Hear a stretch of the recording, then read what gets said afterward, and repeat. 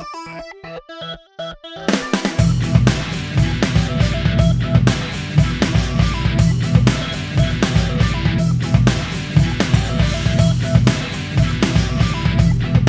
and welcome to a very special episode of NerdVsWorld from Sci-Fi Weekender 7.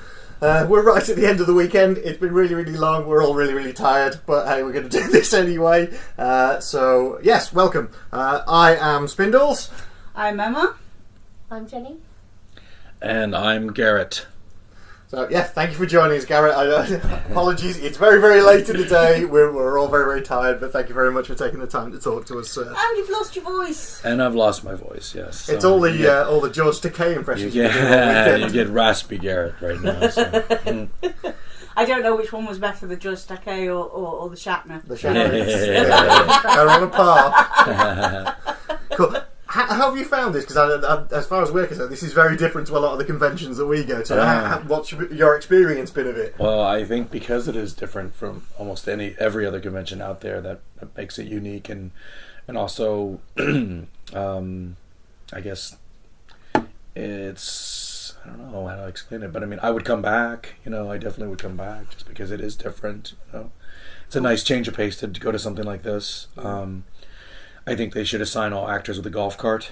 It's quite far from one end of the site to the other. It is a walk. Yes, it's a walk. But the fresh Welsh air is just good. So have a little exercise. Right? Cool. Okay, so we've heard you speak a lot this weekend, so undoubtedly we're going to go over some of the same territory. But from my perspective, something that we haven't really spoken about much over the weekend is that it's been, 15 years since you last did Voyager on TV? Yes, that's right. But you recently went back and recorded a whole bunch of stuff for Star Trek Online. That's right. Now, what was it like kind of revisiting the character after that amount of time and kind of... Did it explore storylines that you really wanted to do, or how much did you get to play with it?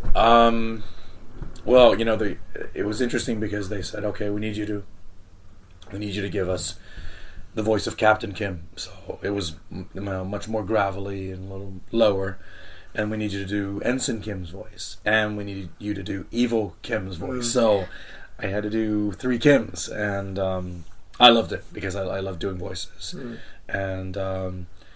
I just remember after I was the only actor to actually fly up to Cryptic Studios and do the voiceover at their headquarters. Oh, right, okay. Everyone else phoned it in from a remote session. Literally phoned it in. Literally, yeah. And I'm not going to name names, but when you play Star Trek Online, you can tell who was into doing the voiceover and who really didn't give a poop about it. So maybe I'd play the shit into that game. Yeah. So and I dove into it, but after I finished that session, it was about 3 hours worth of line recording, and the guy running the session was just like, because I just want to compliment you. And that was really amazing what you just did for us. So thank you so much. You did such a great job. So what's the experience like of recording stuff for a video? Because I mean, I've seen a few things. I don't know if you've seen Alan Tudyk's Con Man show. I don't know if you've seen that, but there's a whole section in that where him and Nolan North are doing voiceovers for video games, and it's very much like, okay, there's that line, and can you do it again more like this, and again more like this? Is that what the experience is like? Do you have to constantly just keep doing the same things over and over, or? Not if you nail it in the first time. And a pro like you. Yeah. I don't know about Alan Tudyk's voiceover capabilities, but it's funny that the first time I've wanted to meet him forever, and I finally was at a convention where he was at, and I did the number one faux pas in meeting somebody. Never interrupt somebody while they're eating their dinner or lunch, and I did that, and I was like, I tapped him on his shoulder, and he was eating a salad. He turned to me like that with a piece of lettuce hanging out like that. Just to make the point. He made the point, which was like, you asshole, I'm eating. What do you want? And, well, it didn't go well from there. So, it's too bad. I mean, it's like, it's funny because it's in my life as an actor on Star Trek, I've met many different actors from other shows and musicians, and it it either goes really, really well or really awful. I mean, I in terms of for instance, my meeting when I met Adam Sandler, it was horrible. When I met Kid Rock, again, horrible. But then I saw Kid Rock play when he toured the UK. Yeah. And the man's a talent. I can't listen to a whole of his album in one sitting, but at one point in his gig, he went round the stage and he played every instrument on the stage. So he played bass, he played lead, he played drums, he played piano. Oh my God. I was like, oh my God, you're a talented dude. That's talent, definitely.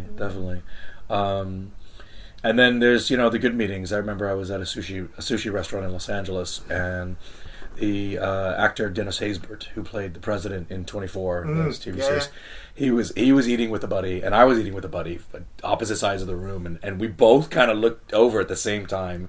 We caught each other's eyes, and I recognized him immediately, and I could tell he recognized me immediately, because we both got up and met at the middle of the room, and he goes, "Ensign Kim," and I said, "Mr. President." Oh, sweet. It was beautiful. It really was. You do attend a lot of conventions. There must be an awful lot of meetups that you do with other people quite regularly, and you'll see the same faces in very different countries and in different environments. Oh yeah. What's kind of the bonding experience like, kind of behind the scenes? It's interesting because you have actors that really, they're there at the convention, and as soon as they're done with their talk, or as soon as they're done with their signing, they go right back to their room, lock all the locks, and call room service. Right? They don't go down to the pub. They don't go down to the restaurant. They do what is required of them, the very minimum.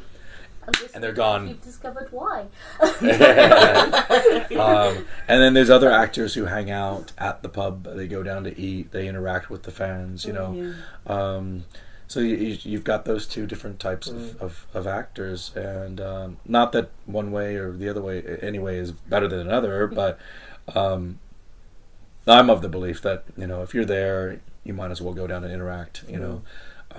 Because not everybody will get a chance to go to your Q&A if it's a big convention. So sometimes if you're able to be down at the bar or the restaurant and talk to a few fans that didn't get to see you, that makes their convention, they're very excited. There's also a very big difference when you're talking to people and people on panels. There seems to be a great differential between knowledge of a show. You seem very knowledgeable about Star Trek.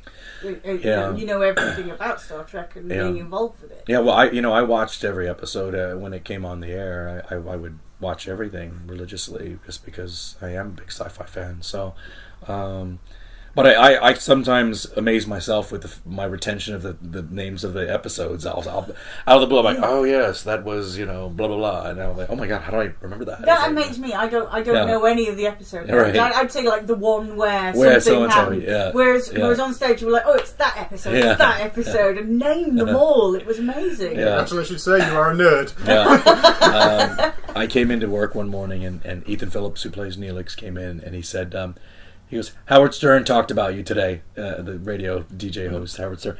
And I said, "Really? What did he say?"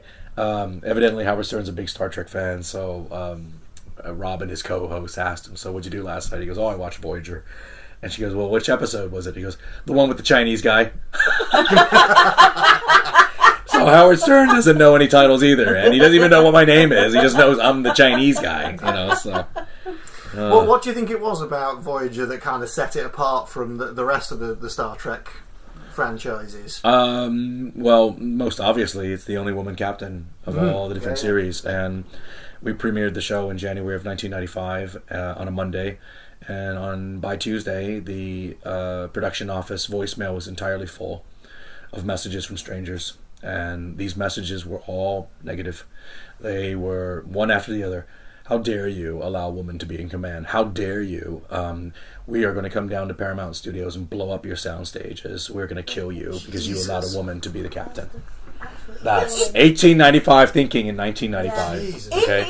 And that, Megan, is why you should watch the show, to say, ugh, to all the people who say that. So, in the original pilot, there was the first in command was a female, and that got that got nixed too, didn't it? Nixed. Yeah. I mean, there's gender inequality is very real. You know what I'm saying? I mean, there is that glass ceiling where if you're a female executive in a Fortune 500 company, your salary is less than the male, right? Which is that fair? No, it's not fair at all. If you're doing the same job, why should you be paid less? You know. And when it comes to being a captain of a starship, why can't you be a woman? You know. So in that regard, I think that that Voyager is probably the most empowering television show for any woman, or especially young ladies out there who are anti-Star Trek. You had really powerful characters like Kez, because her storyline was really interesting. Yeah. In that she became this huge, powerful entity. And right. I thought that was a really, really interesting plot line. Yeah. And so that's the main thing that sets it apart. A lot of people say that they like Voyager because it's similar to the original series in that we are always we are forced to explore new frontiers, but everything is we're traveling and we're seeing new aliens and new situations all the time. Yeah, it's kind of the flip side of the original series. It's you're encountering stuff on the way home. Right.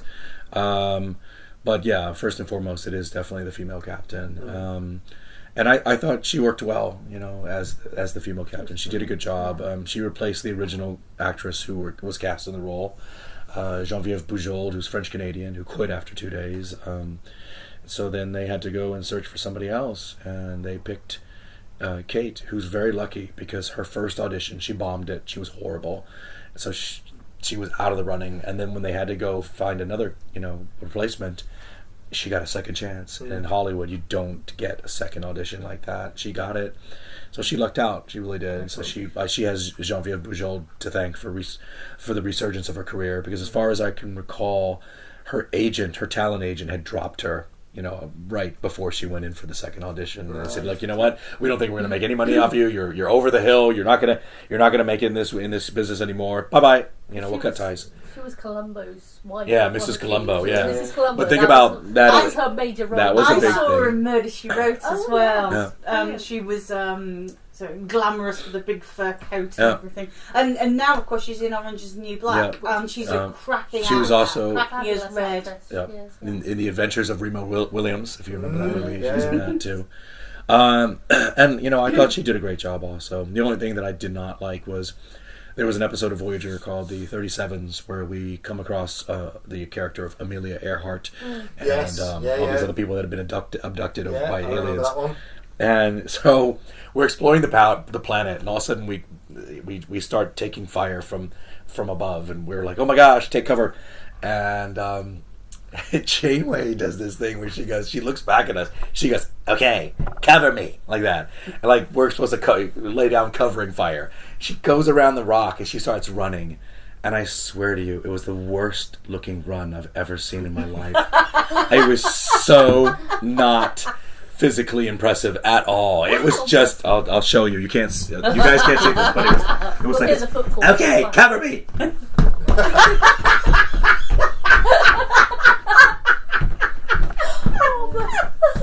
From that point forward, you never see Janeway run ever again. The producers were like, okay, now screw that. She's never going to run ever again. Literally. Because you see that run, you're like, you know what? I'm okay. We're all going to just we're gonna mutiny right now. The entire crew. Chakotay for captains. So I guess obviously everyone in Voyager got back, and there's been the continuation of the Star Trek in things like Star Trek Renegades and things like that. I mean, have you had any interest in kind of going and get involved in one of those? Yeah, I did Star Trek of Gods and Men, which is an interesting project. I played a character opposite of Kim. Tim Russ Tuvok directed that, and I remember he called me. He says, "Hey, I'm directing an independent Star Trek film. Would you like to be a part of it?" And this is right after we ended Voyager. I said, "Absolutely not. I have no interest." And he says, "You'll be playing a character completely opposite of Ensign Kim." I said, "Sign me up," like that. So that lured me into it. Then the second installment from the same producers was Renegades, and I was supposed to be a very major part in that project, but I backed out at the last minute because I didn't like the script as much. I thought Of Gods and Men was a much better script, and I just felt that it didn't feel right, so I backed out. And then of course there's there's Star Trek Continues, and there's Star Trek Axonar and Equinox. There's so many little things that are popping up. Yeah, there's a lot of spin-offs. But these are all fan spin-offs. Yeah, and none of them have the blessing of CBS Paramount, so they can't, they cannot ever become, anything that you would see as a television show, or as a feature film you would pay for at the movies. These are just. They're just going to be glory projects, really, Yeah, and because obviously now we've heard of a new Star Trek TV series due to start next year. Do you know much about that? No, I don't. I've only heard minor things about it, that it's not part of the kind of expanded universe that JJ's done and things like that. So it's a completely different continuity to Well, they have the right people in the driver's seat there. Brian Fuller, who's an amazing writer. Did you ever see his show Pushing Daisies? Oh yeah, Pushing Daisies. Cracking show. Yeah. It was a shame I got canned. He was a staff writer on Voyager. That's where he kind of cut his teeth, and he was great. And I thought he was amazing. I used to go visit his office a lot, talk to him, and then they let him go. And I thought, what the heck are you guys doing? Why would you let him go? In hindsight, probably because of intimidation. Probably, here's a hotshot young guy. He's a little bit too good, is the way I'm thinking. And that's purely conjecture, but it seems that in hindsight, that's what it was. But it was wonderful because he went on to do Dead Like Me was his show. Which was, Pushing Daisies. Fantastic. Yeah, that was amazing. And then most recently, Hannibal was under his, direction too. So, fabulous writer. So, so I'm happy that he's part of it, and I think I should probably send him an email and say like, "Hey, I'm around. I've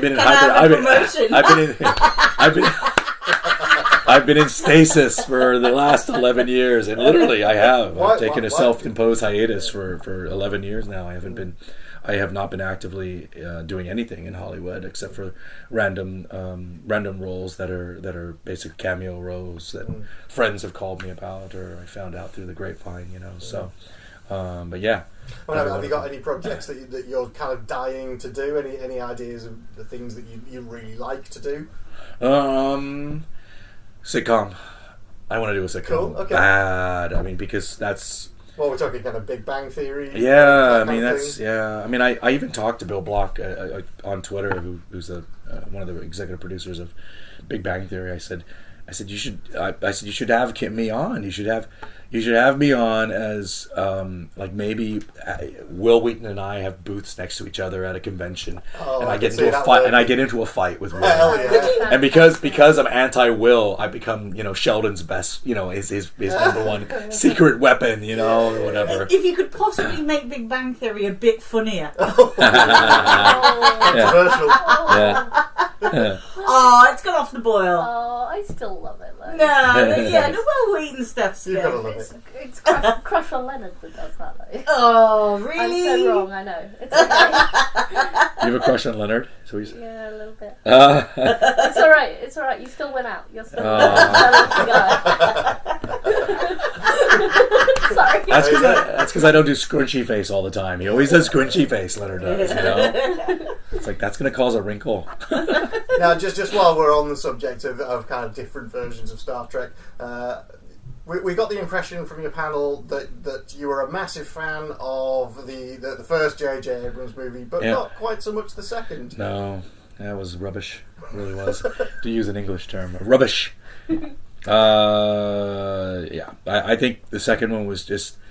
It was too. The pacing was off. It was too quick. It was so fast. If you watch it, even the actors are speeding through their lines. I mean, they're just too much. I guess one thing we've spoken about on the show before is why Hollywood seems to find the need at the moment to obfuscate who a character is in the run up to the movie. When you find out who he is, it's the big reveal of it. He's John, whatever, and then all of a sudden, he's Khan. Yeah, it's like, why bother with that? It serves no narrative purpose. They should have left him as John, whatever. Yeah. And then but watch this. Remember that shot where they show the other stasis tubes of his other crew members? They should have focused on one.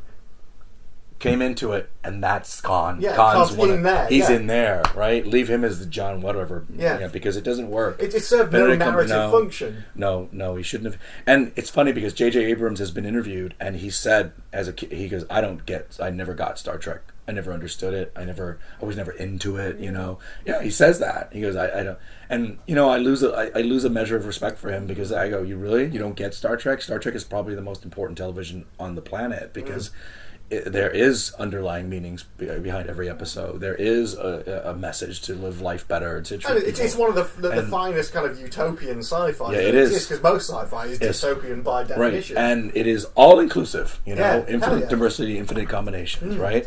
So it makes me mad that the guy that doesn't get Star Trek got to do Star Trek, right? Yeah. So when I was at university, there was people who watched soap operas, and they said, "Oh, but I don't get this sci-fi thing." It's like, well, stop thinking of it as this sci-fi thing, and think of it as a soap opera set in a different location. Yeah. And because it's set in a different location, you can address the same issues that soap operas do, but with a slightly disjointed view of it. So that you can have interspecies interaction as opposed to racism. You can have, you take a step away from a subject and bring all that subject matter up and discuss it. Yeah. I also find it very annoying when people say to me, they'll say, "Oh, I don't like sci-fi because I only watch programs that are based in reality." Right? Reality, or modern day. Like I mean, this stuff is like kids stuff to me, like this whole space thing, and so that just makes me. When I hear that, I honestly, and if you look at when they give Emmys out, Star Trek wins for best visual effects. It's always technical categories. Yeah, it's never best ensemble acting because it's not considered that. It's just not considered a contender because it is. In the eyes of the Academy, it's still, of the Television Academy, it's still like a kid show. It's Oscars as well. We've spoken about this at length on shows in the past. And it's horrible. Sci-fi only ever does well in the technical categories. It's snobbery, isn't it? Well, it is snobbery. Yeah, totally. Yeah. Yeah, it's been interesting this year because I think this year's Oscars that there have been more sci-fi and genre films involved in the bigger categories than I've ever seen. So you had like The Martian and you had Mad Max and you had a bunch of stuff like that was up for more than just the technical awards, which was really nice to see. But Star Trek is far better than Mad Max. Yeah, well, we watched Mad Max and it was a good film. I didn't see why it was Oscar worthy, but it was an interesting film. It was a truck car chase. Yeah. I think the opinions will change the minute that we have first contact. I think when an alien finally reveals, "Hey, we're here," then all of a sudden people are like, the mad rush to buy Voyager DVDs and Ken Star Trek DVDs. Turn to sci-fi as an instruction manual. Okay, what do we do? But for that, you've got Galaxy Quest. Oh hell yeah! Let's see. When I watched Galaxy Quest, I remember it came into the movie theaters while Voyager was being filmed. And a buddy of mine called me up. He's like, "You got to go watch Galaxy Quest. You have to go watch Galaxy Quest." I said, "I don't want to watch some movie that is making fun of Star Trek. They're not." And he was like, "No. Just trust me. Go watch it." And I said, "Fine." So I actually put on these fake glasses and hat, and I made myself look not like myself. I went incognito, and I go there to watch it with the girl that I was dating at the time. We're sitting there. And the first scene comes up. They're at the convention, and I start. I start laughing so loud and so consistently that she goes, "Shh! Everyone's gonna know it's you!" Like that. Quiet! Like that. It was hilarious. They have the Kirk and Spock down. They do. But what made me laugh so much, there's the part where Tony Shalhoub's character is trying to beam Kirk back up for the first time. Yeah. And he's like, "Well, I don't know how to do." And the aliens are like, "Oh, it's according to all the things you did in the historical documents, right?" And I started thinking, if this really happened, I would be so screwed because so many times I'd be on the bridge and when I was pushing buttons, I was like, "I'm going to make a Christmas tree design like that."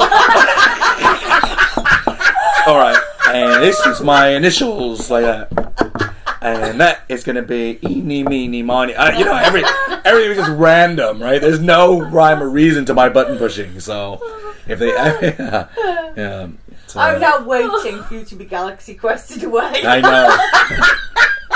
That ship's going There'll be no communications from that ship. Yeah. We got nothing from that ship. You'll have some hope because as long as you draw a Christmas tree design, you'll be right. I'll be okay. Christmas tree. Cool. Okay, so now something that we ask all the guests on our show is we've been building a list, which is the NerdVsWorld list of films that everybody needs to see. So we asked people to contribute 5 films to this list. We did it live on a show, and it's a tough thing to ask, but if you can think of 5 films that you think everybody should watch, not necessarily ones that are your favourites, ones that you think are important films that people should really give time to. Ooh, okay. Citizen Kane. Oh, okay, yeah. Princess Bride. Oh, yes! yes. Oh my goodness. And of course, Mandy Patinkin and Dead Like Me as well. Yes. Wow, this is very difficult. It's tough because when you start down one route, it immediately takes you. Yeah. This is a little bit more obscure. This is about a female New Zealand writer back in the turn of the century. And it was the director who directed The Piano. Oh, right, okay, yeah. Her movie before The Piano. It's called An Angel at My Table. Okay. Lovely film. A really, really spectacular piece of filmmaking and writing. Okay. Those 3. What else? The Ip Man series of films with Donnie Yen. Yeah, hell yeah. Ip Man, yeah. So I'll count that. I'll collab. That'll be 1. So they could be packaged. Is that 4 now? That's 4. Yeah. So just one more. One more film. I want to say it's a movie with oh my god, on Firefly. Who plays Jane? Adam Baldwin. Yeah, Adam Baldwin did a movie years ago called My Bodyguard. Okay. You remember that? I've not seen that one. Yeah, and he plays this. He's a high school kid, and he basically becomes the bodyguard to this other kid who's being bullied, and I don't know. I just say that's just in my head for some weird reason. So, okay, well, we'll we'll add it to the list. So it sprang to mind, so it'll do. It sprang to mind. Yeah.